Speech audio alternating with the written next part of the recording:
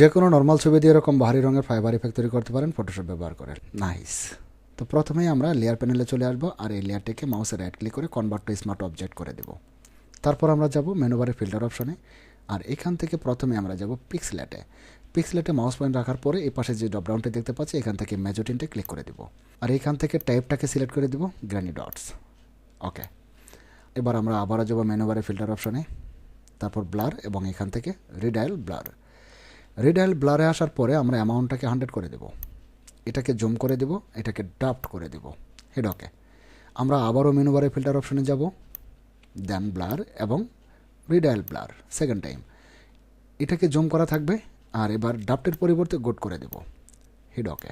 আমরা আবারও যাব মেনু বারে ফিল্টার অপশনে, এবার এখান থেকে ডিস্টোর্ট আর এখান থেকে ট্রেল।